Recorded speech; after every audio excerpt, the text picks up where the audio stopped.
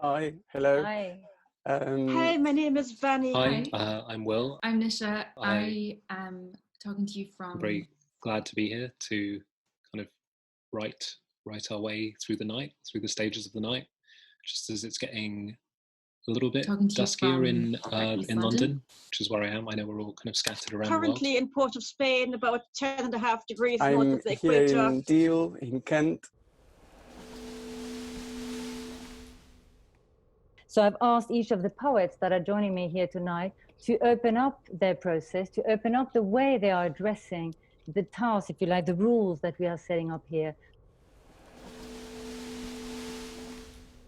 As you can see on this writing desk, the writing desk has been developed with visual artist Mace Albeck, and she's at the back, she's going to be scrolling and making sure the machine, the page, digital page keeps on working smoothly. I love talking about and thinking about improvisation in other people's I guess work. when I start writing, I think I often begin like a... But never actually doing it myself. Like a bad stand-up with puns. And we're entering the night at this time of our global confinement. So what does it mean? And what will it bring? And in this context, what does refuge mean? So when I see like civil, I'll like look at that. I guess I might look up the etymology of it, or I'll think about it civil, like, and I know it has some relationship to law, but it's like a legal matter which is neither canon law nor criminal law. It's civil law, so between citizens. I began writing these haikus, thinking like peoples, like this sort of knotting, these knots, this Peruvian tradition of kind of knotting, making knots. Oh, yes. So I began writing these haikus every day as a way of surviving. And also, in a way, it was a little bit of like a journal.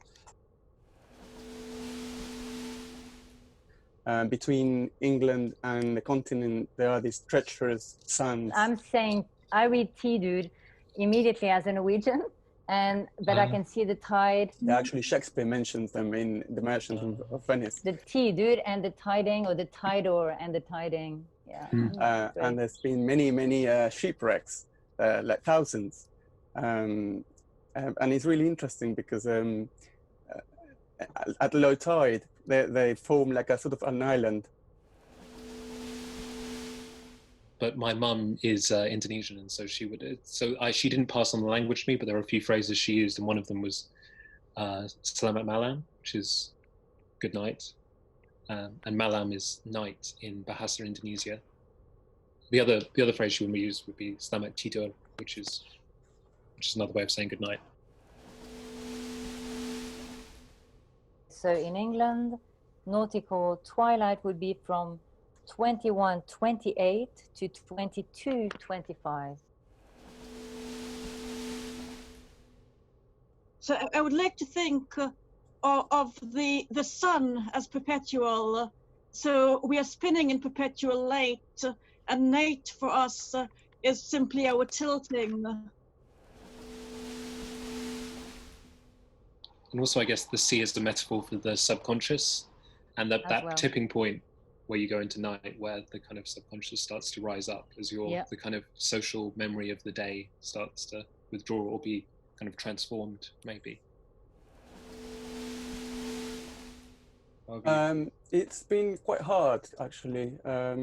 I've got these recurrent dreams of not being able to go back to London and my life in London. Although it's nice to be by the sea, and the sea is quite important for me, especially now being able to swim every day. And Belgium, and there is a lighthouse. I think it's between Bruges and Dunkirk, and you can see it at night. Oh. Still, I feel like I'm really cut off. There's something so strangely disembodied and disassociated about being it made me the think owner that I of your don't face. feel that I own my face, because I'm not the one who experiences it the most. That you are seen, and when you are seen, that you acquire face through being seen. Yeah, and especially with this this format that we're using with Zoom, that we don't ever usually see ourselves. Yeah, I'm always fascinated by this idea of symmetry in when you look at the mirror and you realize that your face and pretty much everything is not symmetrical. I haven't had a single conversation where I haven't been looking at myself talking for the last 2.5 months.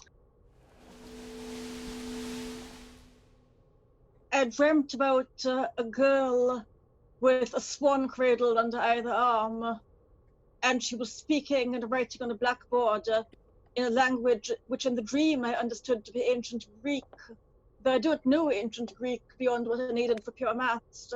So that was bizarre. And I'm sure a lot of people have dreamt languages they don't know. Language as a home, but also how language can be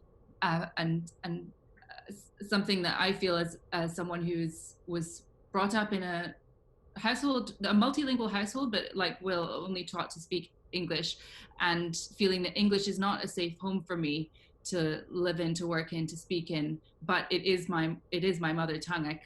So there's this very like conflicted and sort of quite treacherous relationship there. It's still called twilight, it's still the dusk, it's still announcing the depth of night, if you like. And the way that the development, the illumination of London at night was a way of pushing the working poor into the margins, like the illumination of the West End in particular. There's something I'd like to say about when the light seems to sift out from the day.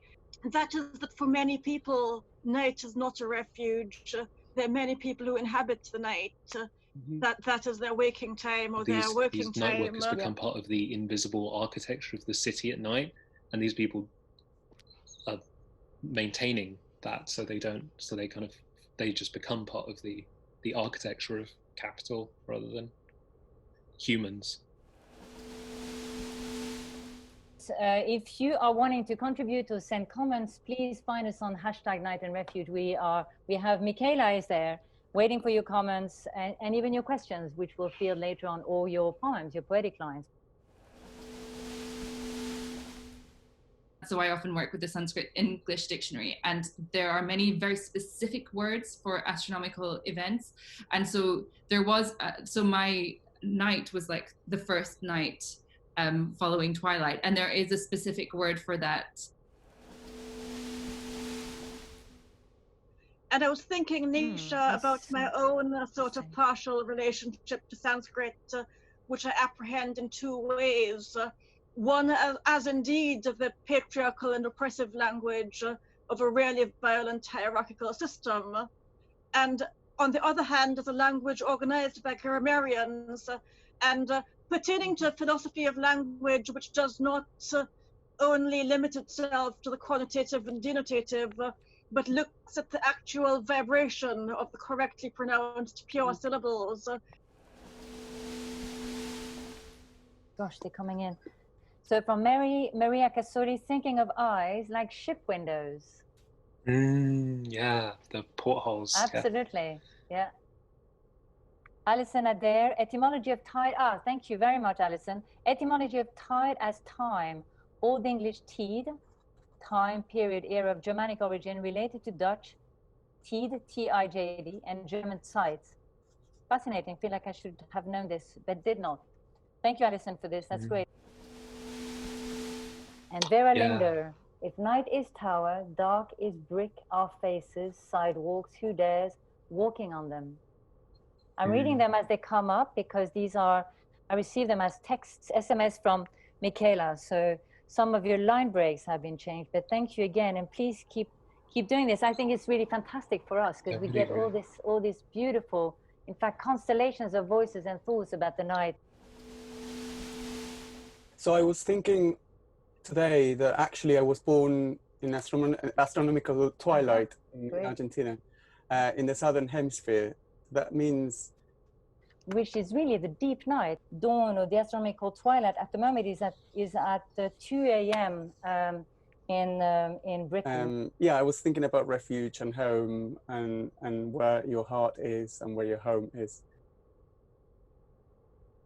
Which languages do you dream in? And do you dream, does your poetry have a type of dream language? Yeah, we don't have words to probably like try to conceptualize all of the interconnections and the kind of ripples and the vibrations between us, everything that lives and doesn't live on the planet and in space.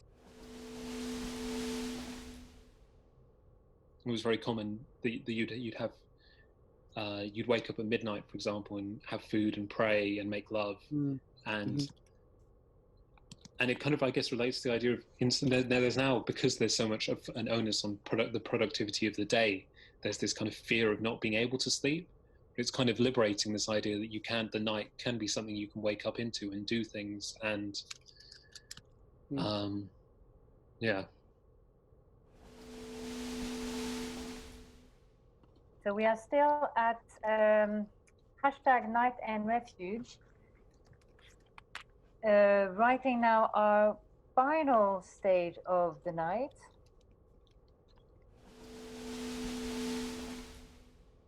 There's that question as well of the pure damaged eyes. So I don't know about you, but my eyes are full of drifters and sunspots and little sunbursts, migraine auras and purple and gold. So, and then when I close my eyes, I see these sequins, white and blue sequins and starfalls. So the way we perceive the night, then the senses by which we perceive the night may be inward senses, or they may be flawed senses, or sight may give way to memory and touch and hearing. And here comes the rain, I'm going to mute. This is a kind of return back to the beginning, yes, in between hours.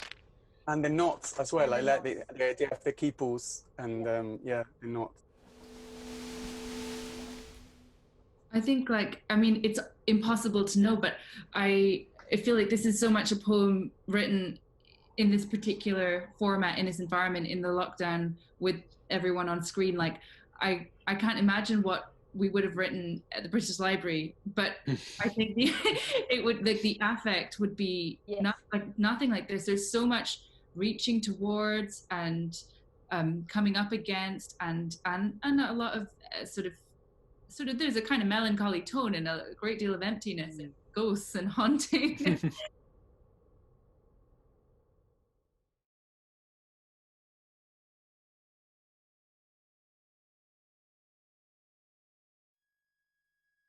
Let's start here.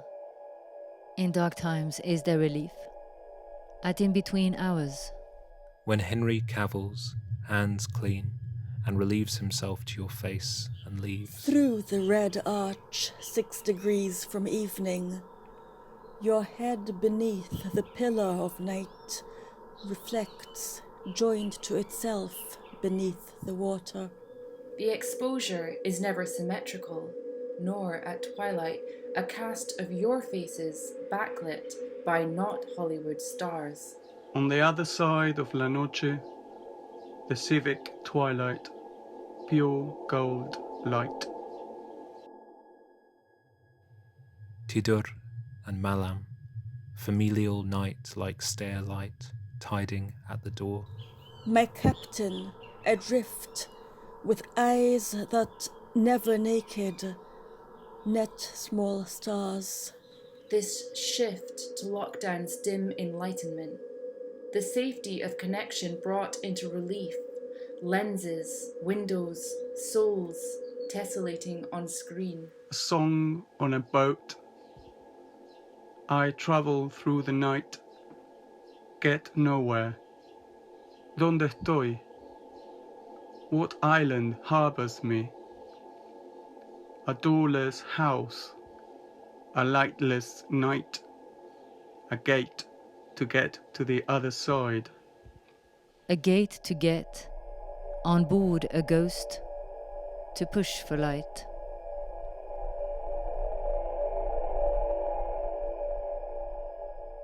What we perceive as sinking is spinning. Light, unlike refuge, is perpetual.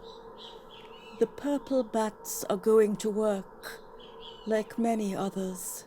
Impersonal there, falling shares in which impersonal we fall, unintelligible who fall in vain, who while away stars. Bluebird comes, he brings news, it'll be over soon. Look, there, he hides by the juneberry, waits for me to go out into the night.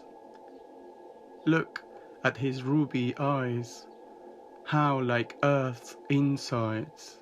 Let's get lost. Insides out. Find me.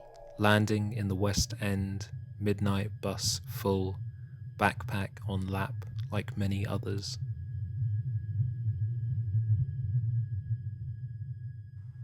Who is awake? An indeclinable word for a web. Take Upa Purva Ratram eyeballs, the safety net. It's corruptly given.